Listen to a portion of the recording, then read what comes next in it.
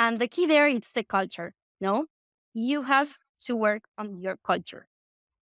It's not a possibility to be a data driven person and a data driven company from one day to another, from 1 month to another, to one quarter to another.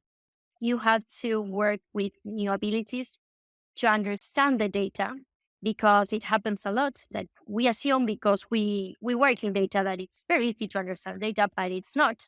And this is my personal opinion, but first culture, then tech, then data.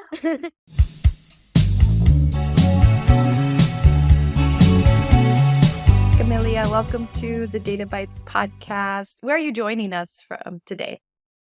Hi, Sadie. I'm Argentina, but right now I'm in the United States. I'm in the city of Miami. So that's why my color it's a little bit more tan than in some other occasions of the year, but I am here in Miami. Very nice. Yes, I know you travel quite a bit for work, so it's always fun to kind of see where people are at and where they've been. Do you have a favorite place you've traveled to this year? Oh, that's a good question. I am the famous digital nomad, so every day and every I try to not travel so much this year, but I don't know if it's destiny or something like that. But every single week it appears a new plane ticket, so I am like in the I do not know where I'm going to be next week, but that's how things are working. But I think that this year I love to be in Mendoza, that it's in Argentina. It's one of my favorite places. It's a very nice place because you connect with nature, and of course I love my country, so I have to say a place in Argentina. If not, there, afterwards I will have some problems with that. Well, I'm very glad you did because as you know, Women in Data is hosting a event in Argentina in October, and I'm going to be able to visit Argentina for the very first time. So we'll definitely have a full week of work planned, but I am planning to stay longer and I'm looking at different places that I want to go and visit. So now you've given me a great recommendation. So thank you. No, definitely you have to go there. You will not regret. And after that, you call me. And if not, I would take care of all the plan of the trip. That sounds great. So you have had an incredible career and probably an unexpected journey, right? Having started in graphic design, and then to go on to the Walt Disney Company and be a data science manager, to now being the chief data and product officer. First of all, how did you make that transition, from beginning education to where you are today? Yes, I always like to say that I am a very, very strange profile because since I was a little girl, my dream was to be an illustrator and very attached to art. I was a very creative girl. Since I was very little old, I like to like create characters and styles and stories, and that I thought it was my passion. But I think there's sometimes where we have to decide what career we have to continue after we leave college. At that time, I was like very confident that I wanted to do something that helps people or make people's life like better or more happy. At that time, I thought like the way to transmit that it was by making movies. So that's what my dream was to work with Disney and Pixar. I was a fan of the brand and everything around that. So I thought that studying graphic design was like the best way to achieve that dreams. So once I started starting the career, in the meantime, I was very, very, very passionate about tech. I was like reading books and also watching videos of how computer was done. And so very strange because I was very creative, but also very techy. So that's why anybody couldn't understand what was doing in my head. Um, and in the meantime, the first years of my career in studying graphic design, I applied to a job in the Walt Disney Company to be part of the creative team in Buenos Aires in for the Latin America region. I applied.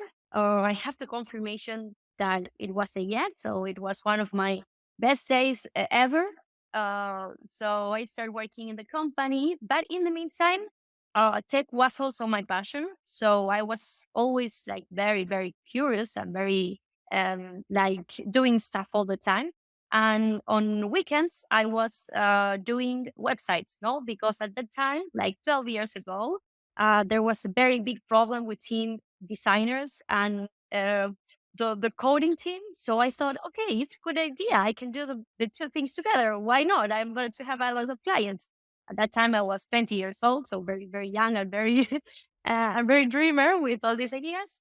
So I started like having these two works. So Monday to Friday, I was in DC doing creative stuff, and on weekends, I was making websites. So very, very strange that parallels. And in the more or less like 3 years later, no, my career started in DC. I started like seeing data and also start to reading about how AI is going to change the world. Now it's quite obvious because we are living in the AI year, but like 4 or 5 years ago, it was not so obvious. And at that time, I said, okay, I am going to study a postgraduate program in artificial intelligence.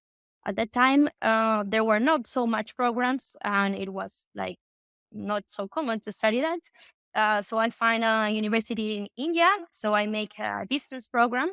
I travel to India. I have an intense there.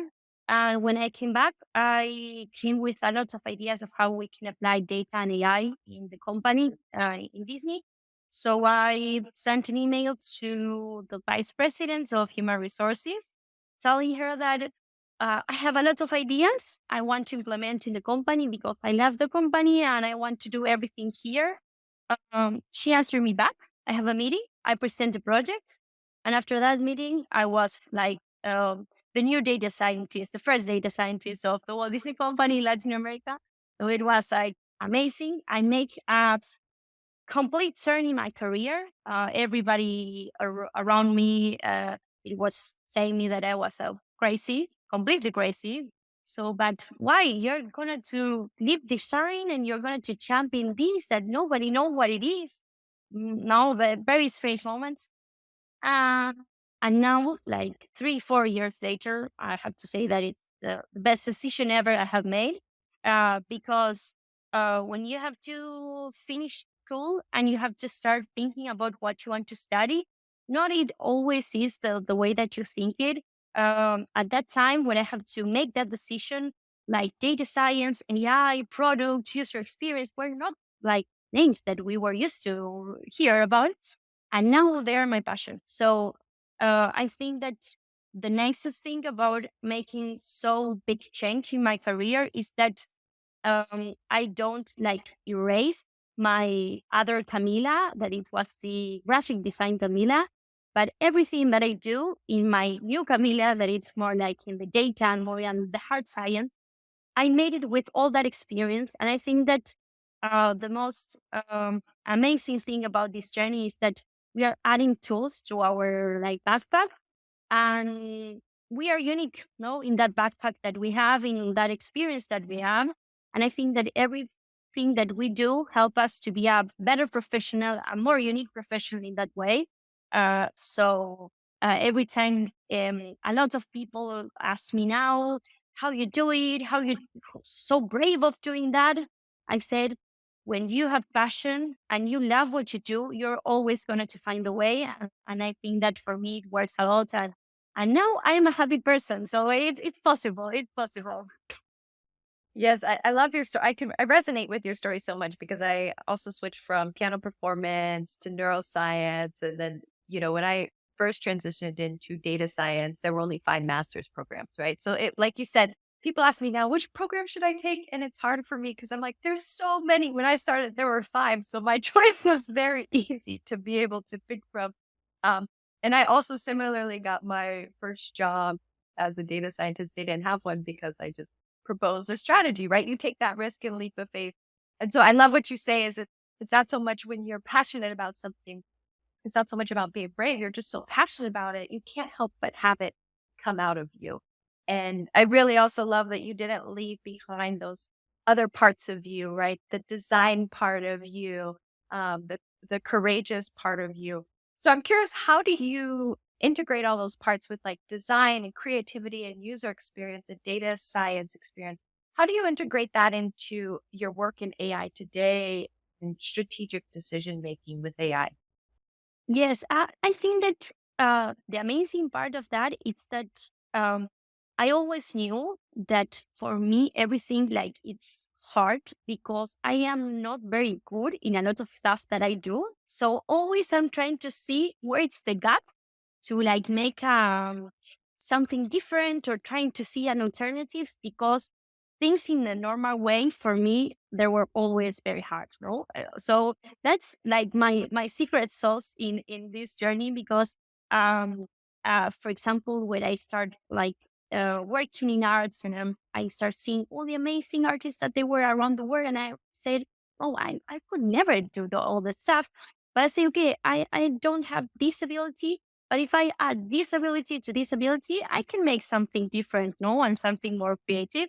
So I think that when I start to jump in the tech world, I start to see a gap the way people communicate in tech, what they do, and especially with data, for example. No, it's perhaps sometimes I was seeing some studies or programs or presentations where there were a lot of numbers and words and things very difficult to understand. And I thought, okay, what you have there, it's gold, it's amazing, but you're not thinking about the way of how you have to communicate and how you have to show it, no? So if you don't have the ability, although you can make an amazing work and analysis, if you don't have like the don't put like the other 50% of knowing how to communicate and how to show it, most of the times when you present something, people are not going to hear and not going to do anything with your interpretation and what you're speaking.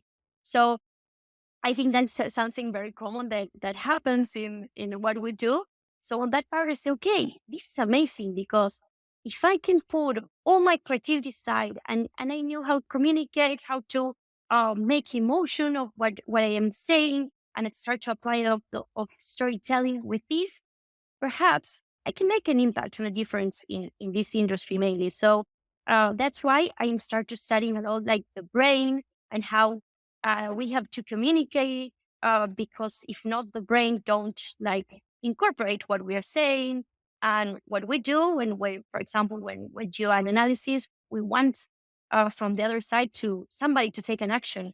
And for example, in my work, what I was doing at that moment, I saw that there were a lot of presentations, but there was no impact. So I thought, okay, this is an excellent match. If I can make creativity and I can add with science, this is gonna to apply a lot of change. So I think that's my perfect way of saying, as I mentioned before, like my backpack with tools, start to see how they can make a great puzzle to try to show something different and try to think show something like more creative that things we're used to do. So I think that that was the best way to jump in all this stuff together. Yes, I think many of us in leadership positions have met individuals who are so incredibly technically talented, right? They can create a great model or do a great analysis, but they fall short in communicating what they've done. And unfortunately, then their work never gets picked up. And to me, it's like one of the saddest thing ever, right? Because you may have really impactful work, but yes, it is either 50% of the way there is being able to communicate and tell that story and do that for the right audience, right? So your communication style may change based on an executive audience, a technical audience, a manager audience. So what advice do you have for individuals in terms of being able to communicate technical subject matters such as data and AI? How do you do that in a way that really resonates more with like a business and executive audience? Yes, I think like the something that you said before, it's the key for everything. Like know very good your audience, what you're doing. Know who's the other person of sort of people that's going to be on the other side. Because sometimes one of my like biggest failures in this journey was that perhaps I was making a project, an analysis, a report, or a presentation to somebody, but that somebody was not like the final user who was going to take the part. So I was doing my work for one person, but that person was not my final user, no? And the person I want to make impact on that. So I think sometimes when we do something, we have to like the right questions. I mean, sometimes I receive, for example, the cases, and a lot of people can uh, feel the same when they receive that. It's okay. I want to see the data of this, and we start like going around and saying, okay, perfect. And when you show that, they say, no, no, but no, I really want to say this other thing. No, when you talk with somebody and a team or a group of people, you need to answer a lot of questions to see if they really understand what they need. Because if not, we are going to like be seeking around with a lot of frustration, because if the other person don't really know what they want, we were going to know and much less than that. So I think like the key there is to know the audience, knew what they want, knew how they want it, because this is also something very similar and more business oriented. And something that is happening a lot between data and AI is that a lot of people is saying, okay, I have to use data and I have to use AI. And they think that we are in this industry, we are like the I like to see that we are like the genius lamp and we can resolve everything around. But that it's I think it's a big problem. We have to say, and it's something that I have to make the exercise of the time when somebody comes with this idea, it's to say, okay, perfect. What's your business problem? What do you need? What do you want to solve? And with that, I can see what I can do with all my tools. And sometimes perhaps is I can do it.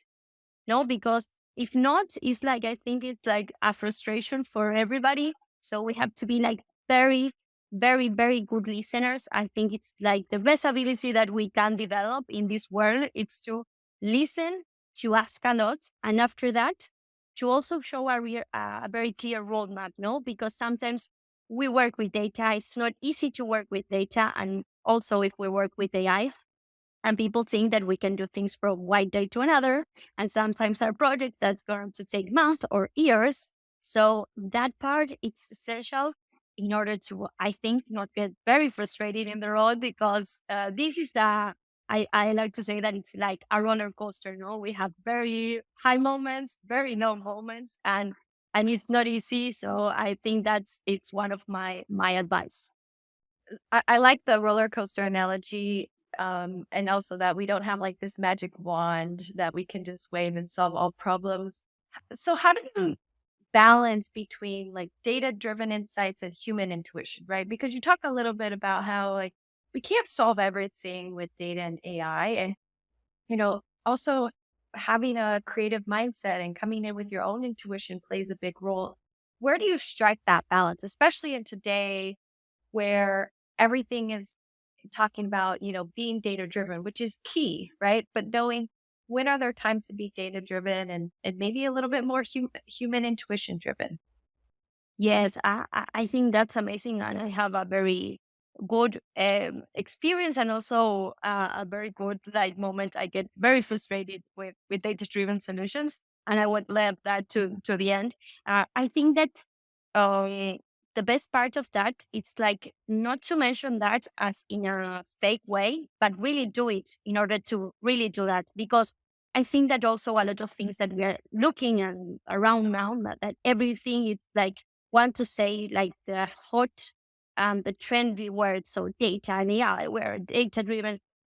Okay, you're really a data driven. It's not easy to be a data driven company. And the key there is the culture. No, you have to work on your culture.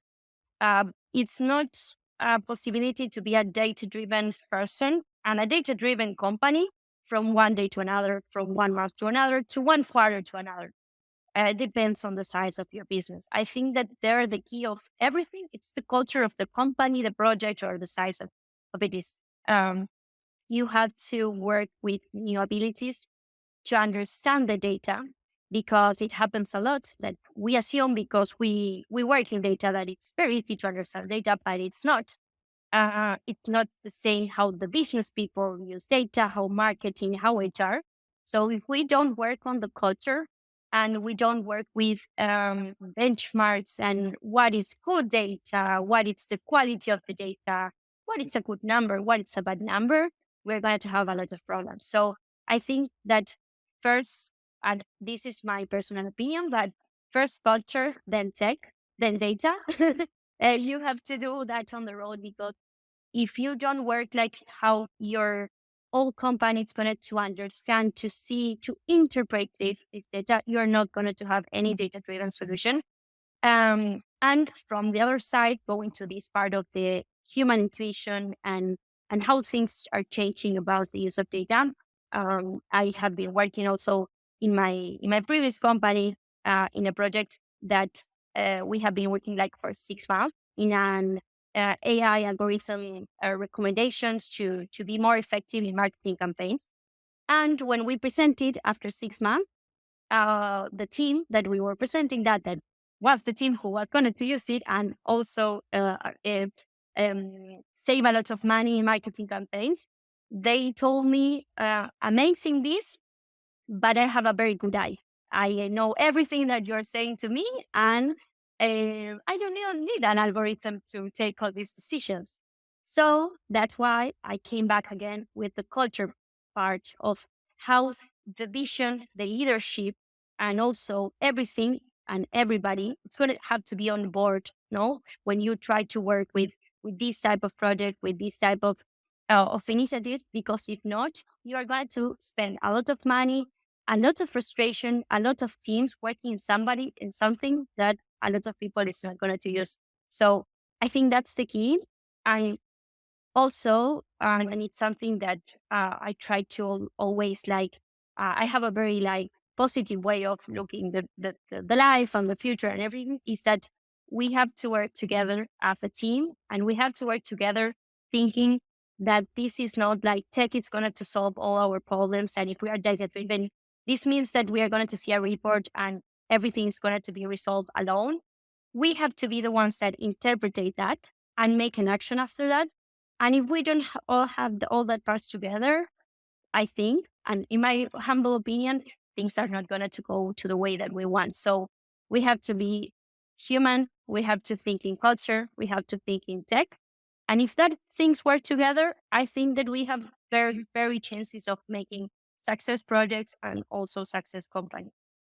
Yes, I think many chief data officers would agree that culture plays a big role in being able to create this adoption and make the change. However, culture is so different than technology and data because that is very black and white, right? In technology, if we're going to do a large technology transformation, right, we go and see where all the systems are today and create all this mapping and create the architecture for where we want to go. We have very clear requirements and directions and a map.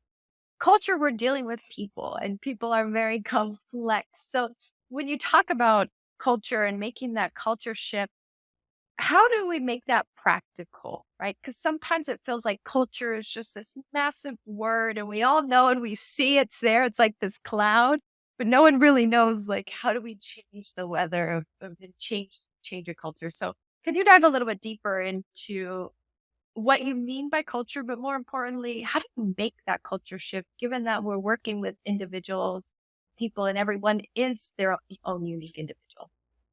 Yes, no, definitely. I don't have like the secret formula to that. I am just in the in the discovery of that because once I have, I promise I would give it to everybody around that. But if I had to go to some key moments or things that really worked, okay, I think that it's like the part, and I go back again to the part of listen.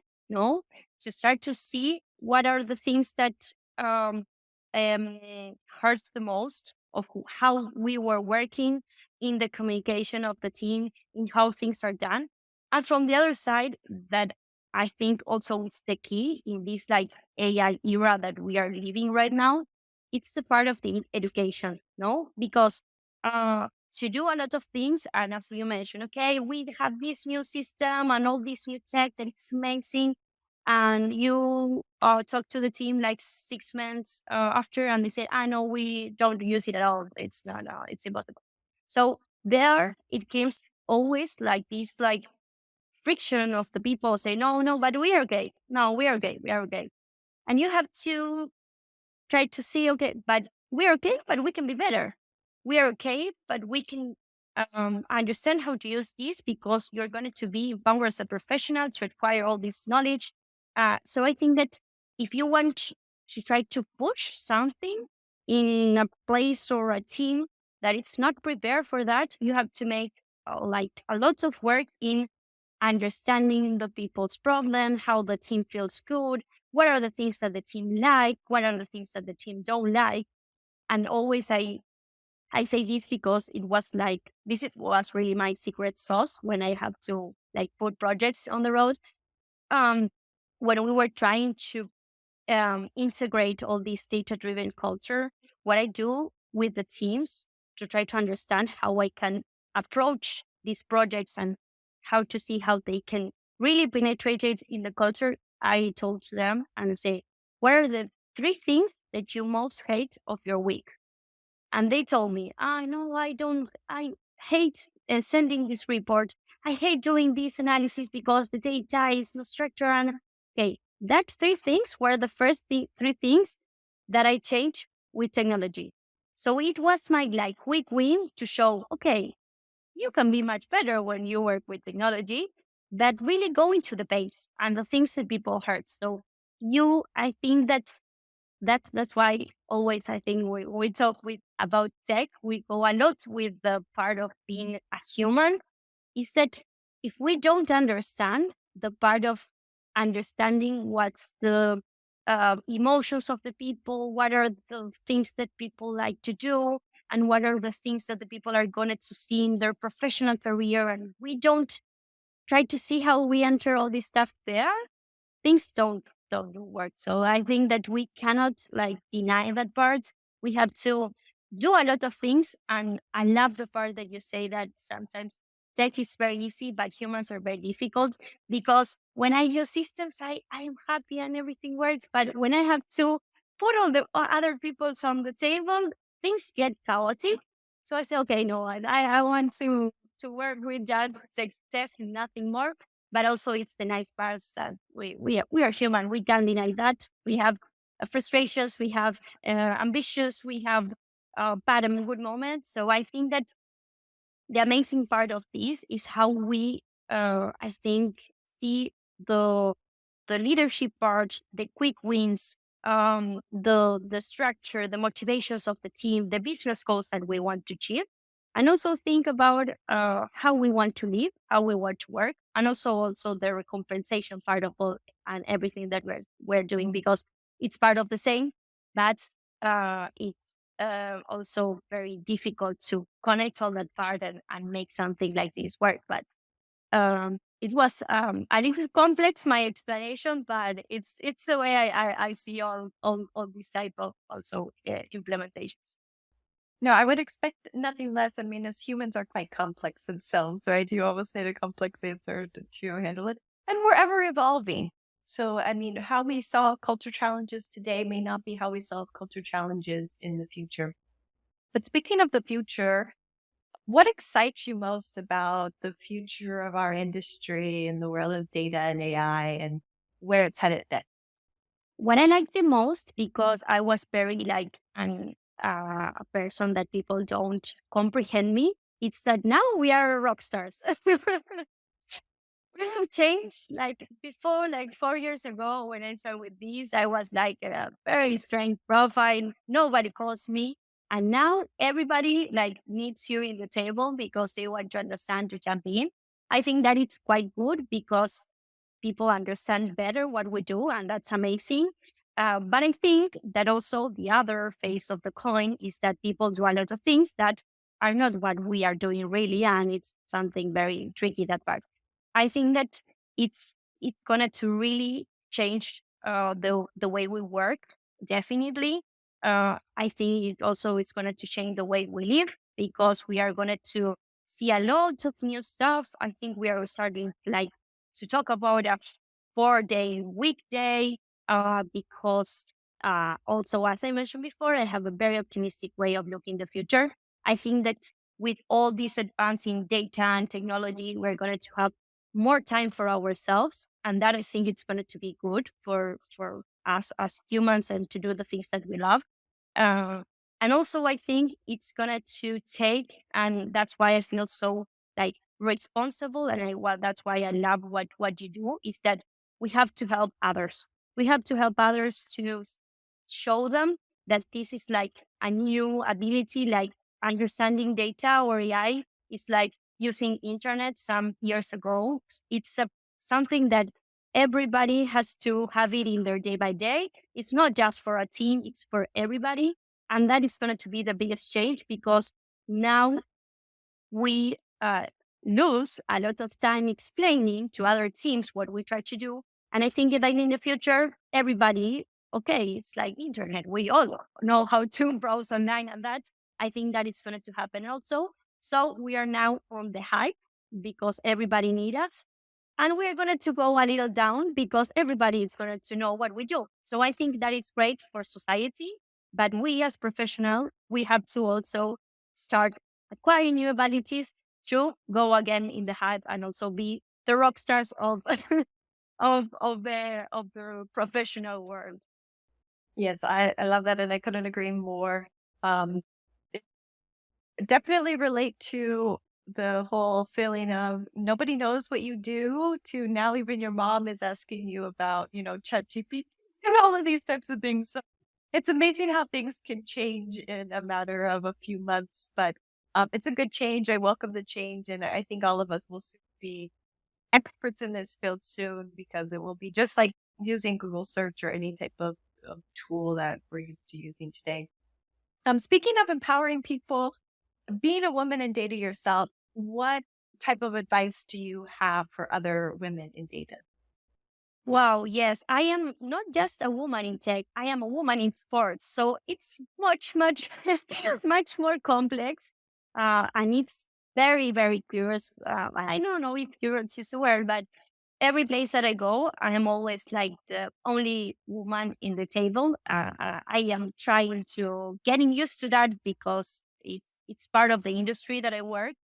I think that the advice and what for me it was like the key to like go forward in my career is be yourself and also do what you love and nothing else matter for me.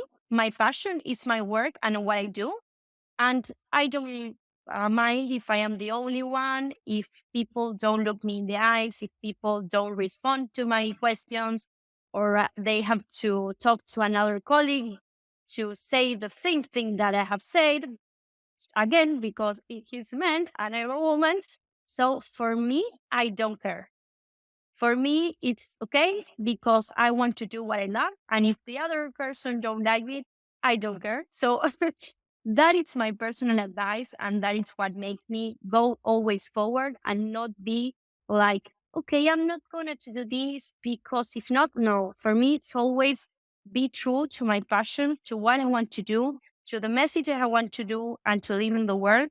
And the other things that happen around, they are not my problems, they are the other problems. So that's my my key or what I try to affirm in this industry that it's not easy. That's for sure. I am not gonna to deny that, but for me it works like that. Yes, and I think that's such great advice, whether you're in, a male dominated industry or not. But there's whatever industry you're going to be in, there are very difficult times and where it's going to be hard to move forward. And that is why your passion and love of that craft is going to carry you through, right? Because it doesn't matter if you're seeing success in it or not. It's like, hey, I still love it and I'm passionate. And this is what I'd be doing if I was getting paid hundreds of millions of dollars or not getting paid anything. Then you know you're in the right space. So thank you for sharing that. And thank you for coming on and sharing your work and your story with us. Your passion for the field definitely comes through and is invigorating. And I can see why you're able to motivate teams and lead a vision so well because it definitely shows in everything you say and do. So thank you for that. As we wrap up today, Are there any last pieces of advice, or what's the best way for people to connect with you and continue to follow along in your journey and learn from you? Yeah, so I am quite active in mostly in Instagram and LinkedIn. These few months, I was not posting so much because I was having a very hard work. I am the co-founder also of a startup, so life is not easy. But it's the best way to get in contact with me, and I think like it's great, and I want to personally thank you, Sadie, for everything that you do. We are trying to help everybody that is listening to see all the opportunities that we have, and also how we can have a very like professional and happy life, although all this roller coaster that we mentioned before, because it's not easy. But I think that that's the best way, no? Like community, helping each other's, mentoring, listening to other stories. If you like to read books, listen to podcasts, like having a mentor, everything that is out there. There are lots of resources that right now can help us a lot to go bigger than we have. So I think like this space is like something that I didn't have it when I was a little girl. So I am so grateful to have this time to share my experience and also to you and have the chance to be with you here, that I really admire you and everything that you do. So I want to say thank you for everything that you do, and we are here to help. So everybody there that wants help and wants to get contact with us, or everybody that is also mentoring a woman in tech and data, we were very glad to help, and I think that union means the force. So here we are together to make that reality. Yes, definitely. And a big thank you to you. I mean, it takes all of us coming together to be able to make the change, right? And so it's so encouraging to meet other like-minded people and ones that are leading the path forward and have made large shifts, but also are staying very true to themselves. And I think that's one of the things that I really admire about you is you haven't left any part of yourself behind, and it's all integrated into the whole of who you are, and it really resonates through. So again, thank you for coming on the show. Thank you for being a woman in data and leading the way, and I look forward to many more conversations. Thank you, Sadie. It was really an honor. And thank you very much for having me here today with you. And a big thank you to all our listeners. Remember to stay curious and keep learning, and we'll catch you next time on the Data Bites podcast. Bye bye. Thanks so much for tuning in to another episode of the Data Bites podcast. If you're looking for more resources to further your data career or find your tribe, we encourage you to become a member at womenindata.org. See you on the other side.